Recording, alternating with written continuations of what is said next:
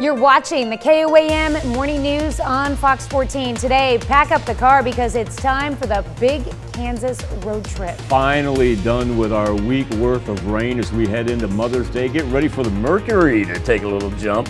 We'll have the latest from the Skywatch Weather Center. And we meet a 74-year-old Army veteran who proves it's never too late to learn all that and more coming up. The 4 states' most watched news starts now.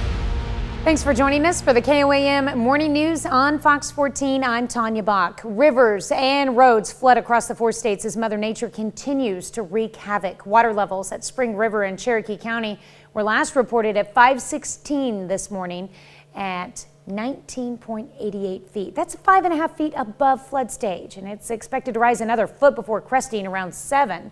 Which would be right now. Lightning Creek near McCune and the Neosho River from Commerce, Oklahoma to Parsons are also flooding.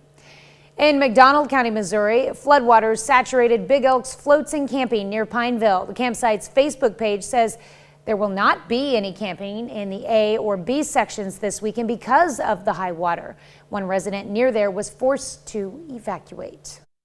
3 hours time, it went from in the grass just underneath my deck to 4 steps up to my deck, up my stairs to my deck. So I'm within 3 feet from inside my house. Flooding affected many roads in low water areas across southwest Missouri, and authorities say they will remain that way for now. It's led to at least 1 water rescue. The driver of a half-ton truck became stalled in low water in the Seneca district. The driver managed to climb on top of the truck once the cab filled with water. Backhoe was used to rescue that driver. Southeast Kansas shared a similar fate. In some cases, there may not be barriers warning drivers. Even roads that might seem passable can be dangerous in conditions like this. If in doubt, as always, the advice is to go around, don't drown. Oklahoma Turnpike Authority is alerting drivers about a temporary adjustment on the Will Rogers Turnpike. Eastbound I-44 Will Rogers Turnpike narrows to 1 lane at mile marker 325 between Miami and the Missouri state line in Ottawa County from 9 a.m. to 2 p.m. for surface repairs. Drivers can expect minor travel delays and should be alert to workers and equipment on the roadway. Some folks from all over the world travel to Kansas just to travel the Big Kansas Road Trip. It's an annual event to highlight different counties in the state and everything they have to offer. This year, the spotlight is on Bourbon, Cherokee, and Crawford counties. Guidebook has been published to help explorers on their way. The marked locations include the old Block House in Fort Scott and Pittsburgh State University. People see a part of the state that they don't know, and to spend some money, support the local economy, and just really get to know Kansas. So that's part of the Big Kansas Road Trip. The road trip runs through the weekend. Coming up in our next half hour, Ty Parks hits the road to tell us more about the Big Kansas Road Trip.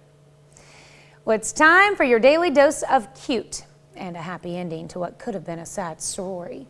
In April, a Massachusetts family took home what they thought was a lost dog, later realizing it was actually a coyote pup. They called the Wildlife Center for help. The center said the young male was separated from its family. Health officials helped determine the coyote did not pose a risk of rabies exposure. And that's a good thing because coyotes are a rabies vector species. And if any of the family members had been bitten, scratched, or had extended contact with the pup, it would have been euthanized and then tested. It's recovering in isolation, but will soon be joined by a foster sibling. And the pups will be raised together and given a chance to grow and learn natural behaviors in large outdoor caging. That's pretty neat right there. I love the fact that they get to return to nature as well. Yes, that's the end game. Mostly cloudy skies over the mothership. At least it is not raining. That is the positive aspect of it all, as after an additional 1 to 2 inches of rain overnight. That's right, overnight we picked up another 1 to 2 inches of rain. We finally do not have anything out to the west, nor do we have anything down to the south, so we can take a deep breath. Now, with that being said, any roads that you found that were flooded yesterday for your commute, plan on them being flooded once again this morning. The flash flood warning has been extended right there in Barton County, in and around the Lamar area, up until 7:15 this morning. Hopefully we can let that expire in 10 minutes. As far as the lime green, that indicates a flood watch running until 10 a.m. and then pick a river of your choosing chances are it is in the midst of a flood warning as well, all the way into the Mother's Day weekend. Our temperatures are in the mid-50s. Temperatures really haven't been a problem even as the fronts rolled through. And even with mostly cloudy skies today, at least we don't see any raindrops falling out of those icons at the top of the weather trend screen. Getting ready for tonight, you got evening plans. You won't have any problem with that. We'll be in the mid-60s this afternoon and only drop down to, say about the mid-50s overnight. Into Saturday morning, if you want to get up, get early and get going, it's going to be gorgeous. Be in the 70s by the noon hour, top out around the 80s for the afternoon. And then our nighttime lows are going to drastically increase into the 60s and 70s all the way through next week. Mother's Day, highs around 86, mostly sunny skies. Do something nice for mom, and as Tanya said earlier, might want to check and make sure the old AC is functioning correctly because it's going to be a tad bit humid out there with all the moisture coming out of the ground. I think I got it to drop 1 degree, but I don't feel it yet. Oh, you had the new show. You got to give everybody a quick background on it. Oh, yes. Okay, so we came in. Notoriously, the studio is known for being the coldest room in the building. Because? Like walking into a meat locker, ridiculous cold. We And love which you, is Doug why Harry. our camera operators know to wear sweatshirts, to wear heavy coats, bring layers, and we wear jackets. This is why we always wear jackets, because it's cold. Freezing. Yes, it's freezing. Well, today we came in and it was already 75 degrees. And the lights have just been warming it up. Warming it up. And poor Trevor is wearing a sweatshirt and he's sweating. Sorry. And Tanya's had the manual to a thermostat out during commercial breaks. I realized that Frantically. somebody had put a hold on it, so I had to figure out how to get the hold off. And once I got the hold off, it still was not kicking on. But I crossed your fingers. It went down from 78 to 77. We're getting there, folks. We're getting there. We're getting there. First world problems. Right, that's right. Up next, Phyllis Bittner heads into the KOAM studio to invite us to a small museum with famous exhibits. We'll explain. And later, we've got some alternatives for parents struggling to find baby formula. You're watching the KOAM Morning News on Fox 14. Baby formula recalls, product shortages, both issues leading to empty shelves. So what should parents do if they can't find formula for their child? Mandy Gaither finds out from a pediatrician. He's 5 months old with a sensitive stomach, so when Weston's mom found a baby formula her son could tolerate, she stocked up. Just a few weeks later, I found out about the recall, and all of our packages that I had were recalled. With recalls and supply chain issues, Joy Green is now having trouble finding any formula. That's all he's allowed to eat right now is formula. So as a mom, it's like, how am I going to feed my kid? Dr. Stephen Abrams, former chair of the American Academy of Pediatrics Committee on Nutrition, says the key to managing this shortage, flexibility. Babies can get used to one formula, but if that formula simply isn't there, families are going to have to look and find the closest alternative. Abrams says if you're not sure of the closest formula match or if your baby eats a specialized formula for allergies, talk to your pediatrician. He says not to introduce solid foods or cow milk to your child early. Those aren't sources of good nutrition in the first few months of life. For those under 6 months of age, it's usually just about the only thing they eat.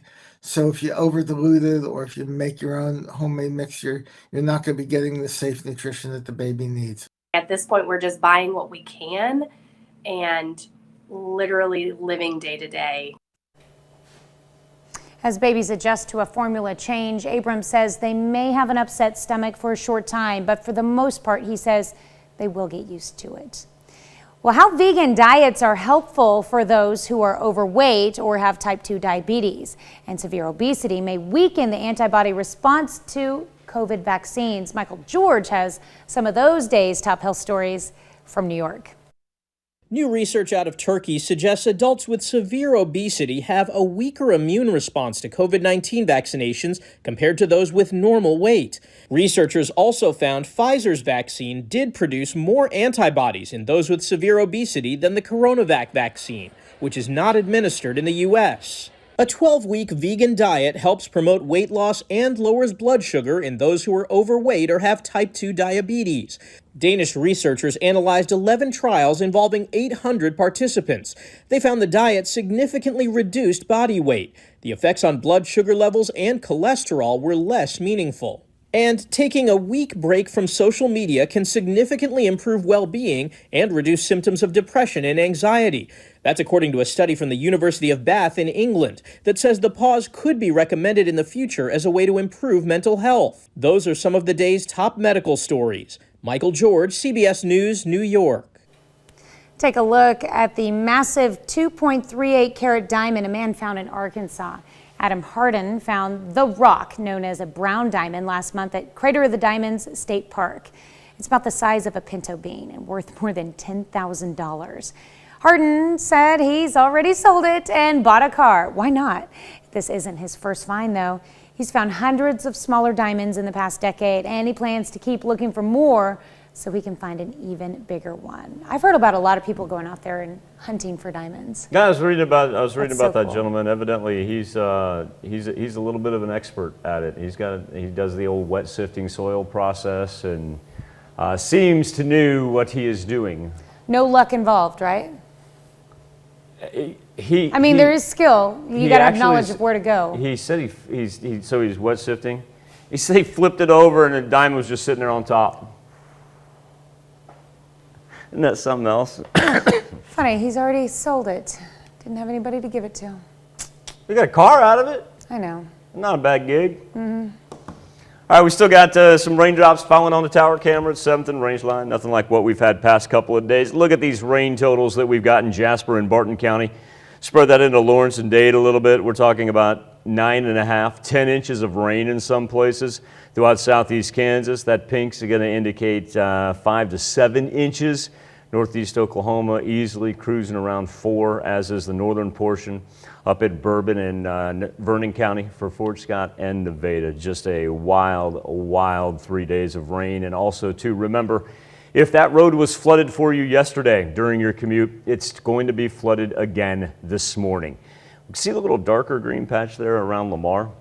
That's an indicator of a flash flood warning. Now, we're going to see if this thing really does expire at 7:15, but according to the Missouri Department of Transportation, there's not a whole lot of movement when it comes to roads reopening from all the flood waters that we had yesterday, and that's going to include roads in and along highways 160, highway 126, highway 37, highway 97, route CC. Flood watch for the lime green and also the off green. And then when you see these slivers, those are an indicator of our rivers. I think the key factor for our river flooding is how long that they run. Some of these, whether it be the Marmonton and the Osage, the Little Osage, those flood warnings last all the way through Mother's Day weekend to Monday. Skywatch Storm Tracker, we will get a break today as we have nothing down to the west nor the south, and our temperatures right now mid-50s. Going to be mostly cloudy to start. We're not going to see much of a warm-up, not early on at least. By the time we get into the afternoon and get a little peak of sunshine, we'll get up into about the mid-60s when it's all said and done. Key factor is none of those raindrops are falling out of those icons at the top. And that's got to be music to everybody's ears by now. Let's push into Mother's Day weekend. Very, very nice tonight. If you've got Friday evening plans, get up tomorrow, take a stroll. Probably too wet to do any yard work, but we'll go 60s. Just a little bit after sunrise there. And then as we get into Saturday and Sunday, we're really going to warm up. We're going to have temperatures up into the 80s, mid to high 80s on Sunday and the next week. And remember, with all that moisture sitting out there on the ground, we're liable to feel a little bit muggy on Sunday and Monday as well. We're going to come back, special guest in the studio. We're going to check in on the Miners Hall Museum that's part of the Big Kansas Road Trip when we return right after this. Welcome back to the KOAM Morning News on Fox 14. Special guest in the studio joining us, Phyllis Benner. Phyllis, it's so nice to see you, and nicer even to do this in person. Phyllis is in charge of the Miners Hall Museum, and if you've never been there, you are truly missing out on a piece of wonderful four-state history and culture. Phyllis, number one, thank you for your time and the time that you put into Miners Hall Museum as well. Many people may have heard about the mining tradition here, but if let's say you were moving into the area and you were examining places to go and things to check out. How do you kind of, and forgive me for saying this, sell the Miners Hall Museum to somebody who's never been there before? Okay. You hear the word mining and you think, well, it's just a museum that has some chunks of coal and some equipment from the mining industry. But we actually tell the story of the immigrant's life, and almost everyone who lives here and has been here for a period of time has a deep connection to that. Most of the people who came over here came because of the mining industry. My grandparents and their families and their brothers and sisters, they all came because of the mining industry over here. And it's become such a resource that you will see people that are writing historical books that spend days upon days upon days pestering Phyllis and her crew for historical documents that they have, and also stories that they have to tell. If you could kind of talk a little bit about your collection, because it really does take a community outreach and a community pouring in to preserve things that have been around for hundreds of years now, and for you to keep them up to date. How has this collection grown throughout the years? Well, it really grew very quickly when we opened. We didn't realize the outpouring of support that we would receive that quickly. Our collection has grown, and we actually have plans for an addition to the building. We just have so many artifacts. People love seeing their items on display because they tell a story, and we tell a story at the museum. It is not just you're looking at a few items. We tell from the time they came in, the immigrants came into New York, and then we tell throughout the life. We tell about their social life, their religious life, how they studied, their school life, just everything. So it's a wonderful story when you follow along from the beginning of when they first came. I should also point out that the Miners Hall Museum is in Franklin, Kansas. Easy enough to find. I always take 160 and take a left. And it's a beautiful building, and you can't miss it once you get into Franklin right there. Phyllis, when it comes to the culture of mining around here, because like you said, it is so much more than rocks and equipment. It truly is about people. I remember one of the first times I got to intimately work with you is when we did the healthcare exhibit out there, tracing back the sisters and how they took care of the miners and their original mission here. What does it say about the communities around here that it's been so important to preserve that legacy as far as their ancestry? You can look to even this tiniest coal camp, which now there might be only 3 homes in that little coal camp. It's very important to everyone. They want their area to be remembered, because at one time that tiny coal camp became a bustling community when the mining was in full force in that area. So it's very important to everyone. Now, with this being National Tourism Week and the Miners Hall Museum being part of the Big Kansas Road Trip, I know that you have a quarterly exhibit going on right now, and is this something that you've kind of amped up for, hoping that it brings more visibility to the hall? We actually began that before we opened the museum. We were given the honor of hosting a Smithsonian exhibit, which you were a part of. It was just tremendous. It was magnificent, exactly. And we did a monthly exhibit leading up to the Smithsonian, and that became so important for the museum that we decided to carry on the tradition. And we have been in existence 10 years now, and we have done a quarterly exhibit that entire time. So our current exhibit is on display, and each year we have kind of a system of what we follow. We honor a coal camp, and this year we happen to be doing Arma Coal Camp. Nice. And it's very, very interesting. It's even if you're not from Arma, it's wonderful. Yes, folks, if you're not familiar with the traveling Smithsonian exhibit, it is not something that they don't throw this thing up in the middle of the street and say, everybody come look. They vet these places as far as their historical and cultural significance to the communities in which they serve. And like Phyllis said, the Miners Hall Museum was picked as one of the places for the traveling Smithsonian exhibit. It's a really, really big deal. Now, I know you've got 60 fourth graders on their way to the museum. Can I con you into sticking around for one more segment, because I got a couple more questions I want to ask of you? Sure, I'll be glad to. Phyllis has wonderful docents at the museum that are helping her out, and really, I don't think she's chomping at the bit to get around 60 fourth graders right now. Yeah. I'm kidding. All right, we'll be back with more KOAM Morning News on Fox 14 right after this. It's time to honor today's four-state hero, Petty Officer 3rd Class Joe Cox from Pitcher, Oklahoma. Petty Officer Cox began his service in 2005 and serves on board the USS Theodore Roosevelt CVN-71. This highly decorated veteran earned the National Defense Service Medal and the Global War on Terrorism Service Medal. To Petty Officer 3rd Class Joe Cox, we thank you, today's 4-state hero.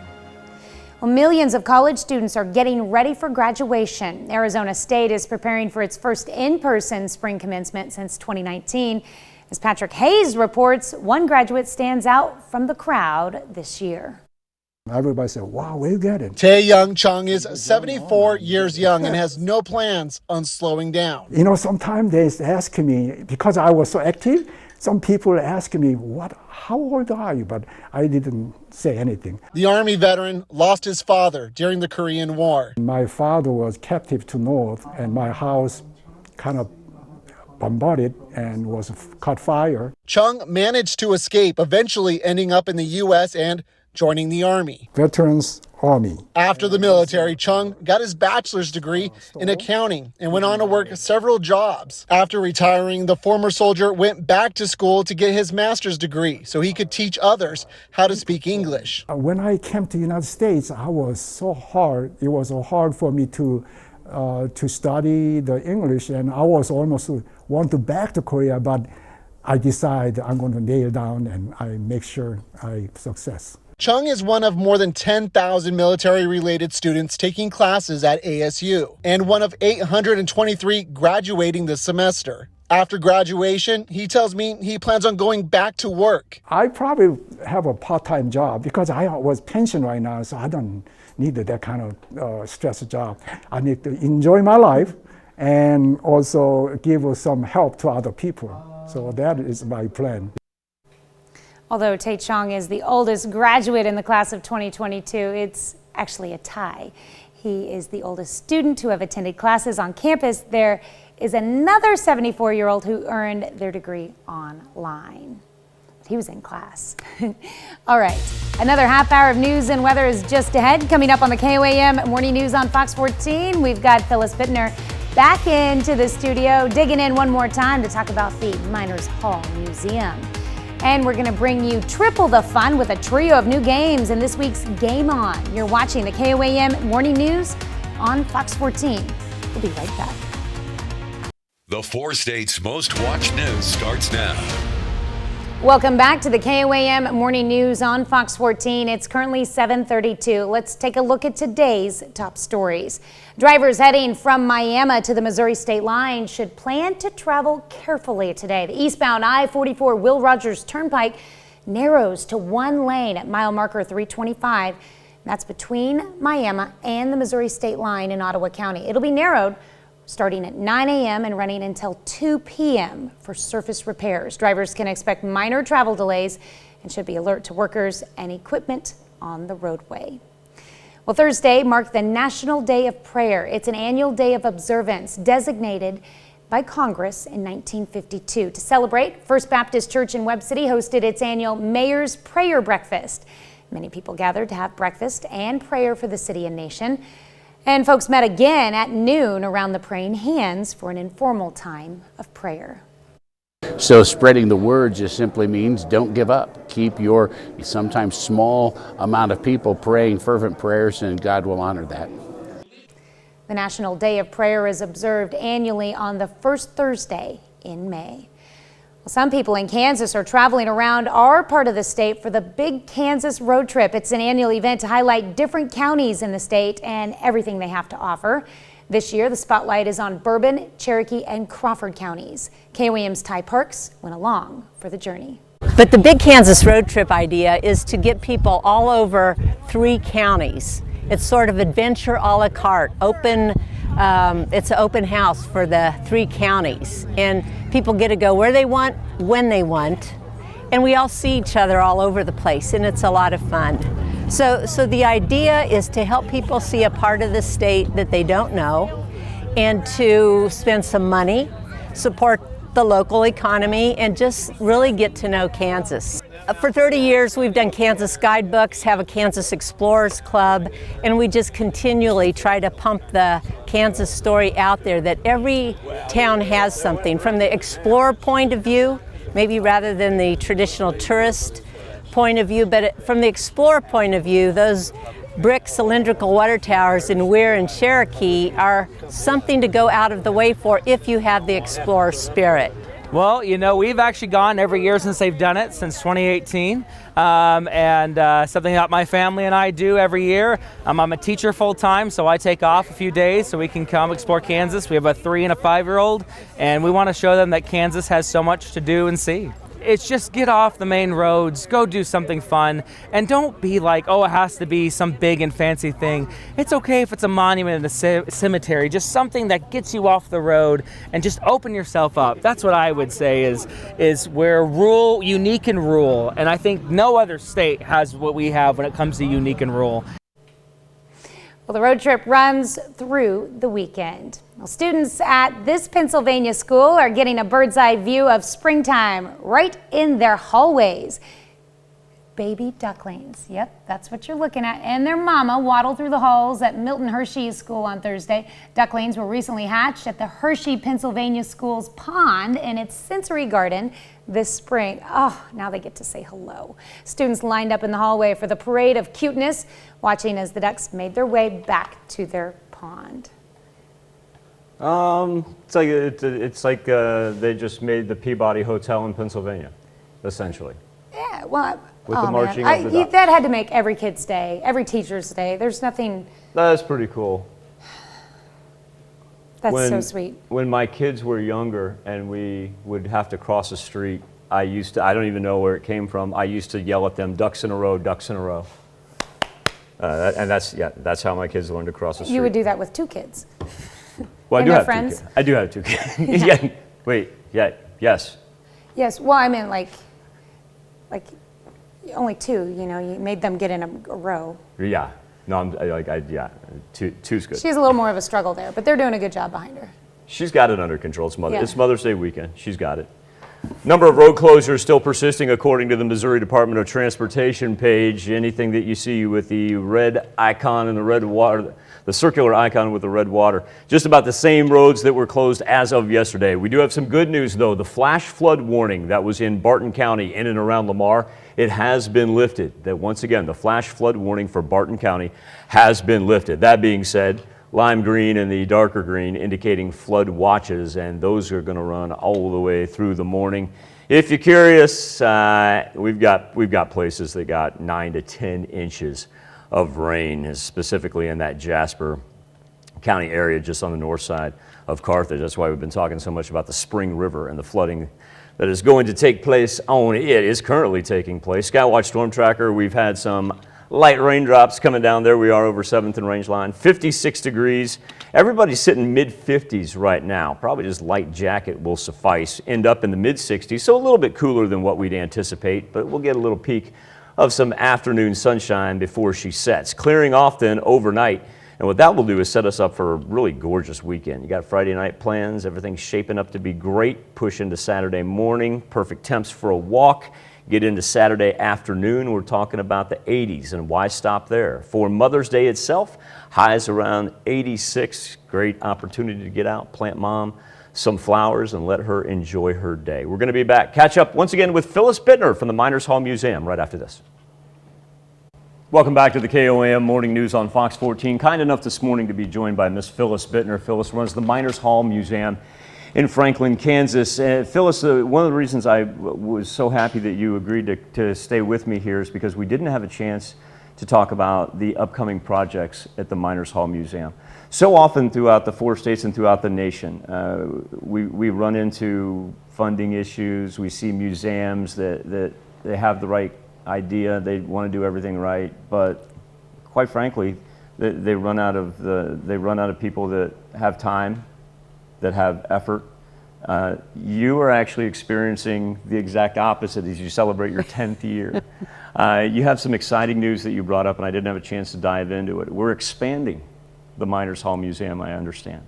Well, we have had those plans in place just shortly after we opened the museum because we saw immediately that we were outgrowing that facility. So we have some plans drawn, and that is in our future, we hope sooner than later. But as you said, funding, and then we have other little projects come up. And as I said, we're so busy. Just like today, we have 3 different things going on, and so it's kind of difficult to focus on one big major project. But that is one of the things that the board. We have a very active, interested board, and hardworking. One of those projects was the coal camp and the renovations of it. If you can kind of walk us through that, because it really gives people a firsthand perspective of what life was like. Right. We had several storage buildings on the ground. So Gary Lofts, who was an art instructor at Northeast, came and painted murals on those buildings to kind of replicate what might have been in a coal camp. And then we also received the Miners' House, which had been moved to several locations in Sacred Heart in Frontenac, and it finally was brought to our museum, and it's its final resting place. And we're in the final stages of restoration. Tours can be given. They have to be guided, and we ask for an appointment for right now. But it's a beautiful home, and Jerry Lomchek and Linda Knoll spearheaded that effort, and they've done an amazing job. It's a beautiful building, but you can walk through a coal camp and kind of get a feel for what it would have been like in a small coal camp. And talk about educating the future of the 4 states and giving them an idea of their ancestry and their lineage. Phyllis and the Miners Hall Museum, they're actually hosting 64th grade students to give them an idea of the importance of it. So once again, Miners Hall Museum is up in Franklin, Kansas. Easiest way, I'm gonna say easiest way to get there is you go east on 160 and you just jaunt off to the left right there, and you're gonna find a beautiful building in Franklin that you cannot miss. I know that you can't give me exact details, but we had an exciting announcement on your annual banquet that just took place over the weekend, celebrating a decade. If you could kind of maybe fill us in on what we may be seeing in the future as far as the Miners Hall Museum after this celebration and the announcement. Well, this is one of the projects that came up that kind of put our building on the back burner, or our addition to the building on the back burner, because it was something we couldn't pass up.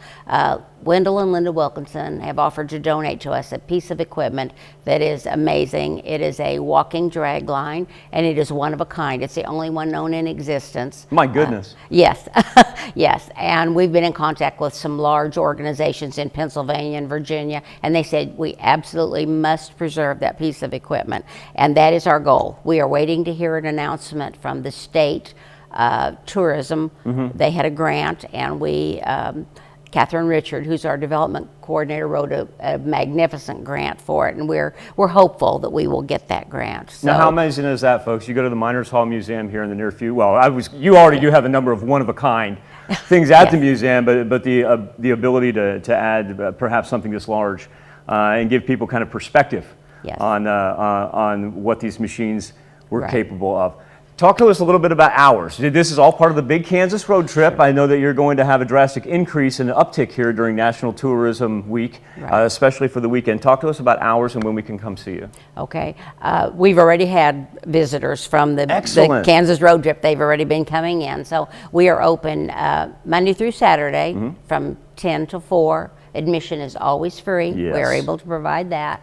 And we are open a lot of times on Sunday with programs. Most of our programming tends to be a Sunday afternoon. So, you know, we invite people to come out, and they won't be disappointed. And we have a great staff on site, and our docents and volunteers are just amazing. We just couldn't do it without them, and they're all just remarkable. And so much of that programming, while it may be an exhibit, so much of that programming is sometimes a living oral history that I think is just amazing when people just come and they talk about growing up and just what their lives were like.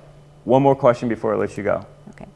Now that you've piqued everybody's interest, what if somebody wants to reach out, volunteer their time, and help the Miners Hall Museum? How do they get in touch with you? Okay, all they have to do is either stop by the museum or call, and someone on the staff there will take their name and number and put them in touch with the correct person. For instance, if they would like to be a docent and serve with the education committee, it just depends on what their interests are, but we're more than happy to find a spot for them. And a very worthy cause to keep the four-state cultural and history that Franklin's Miners Hall Museum preserves. Miss Phyllis Bittner, thank you so much for joining me, Phyllis. It's great to see you once again, and we'll be back with more KOAM Morning News on Fox 14 right after this. Puppies training to be guide dogs get a special night out at the opera. They attended a rehearsal at Opera Colorado as part of a training exercise. Karen Lee has the story. The opera classic Carmen is generating excitement at Opera Colorado. Carmen is the most iconic and most often performed opera in all the repertoire.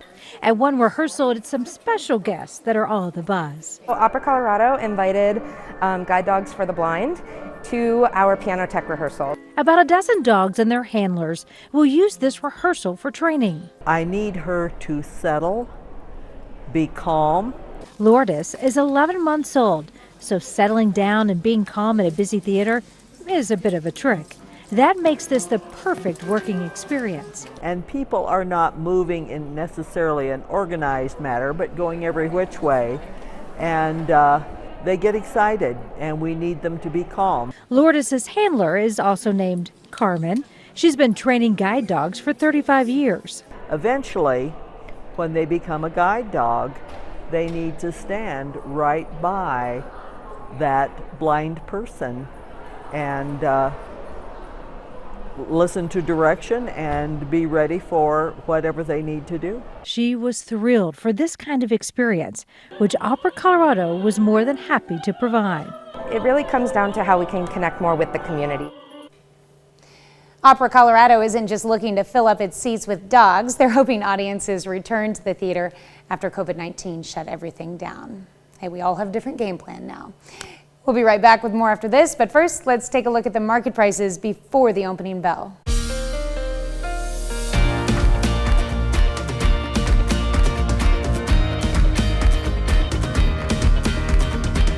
Going to find out what's hot in the world of video games. Our man Rick Demigella catches us up.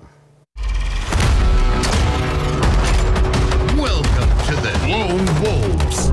Welcome to Halo Infinite Lone Wolves Season 2.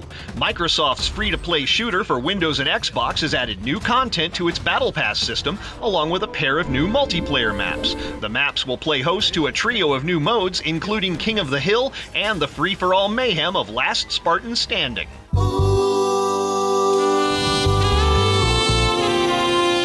For fans of cooperative non-combat based space games, Adios Amigos Galactic Explorers is out now for the PlayStation 4 and 5.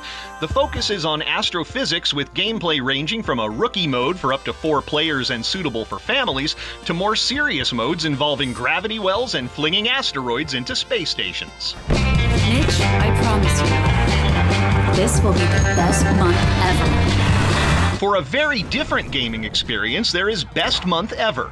The story-based point-and-click game is set in 1969 and follows the tale of a mother with only 4 weeks left to live who sets out to teach her young son important life lessons while she has time. Best Month Ever is out now for Windows, Xbox, PlayStation, and Nintendo Switch. Leveling up in Hollywood, I'm Rick Damigella. That's one way to end that story. I was more impressed that they're incorporating astrophysics into video games. We'll be back with more KOAM Morning News on Fox 14 right after this.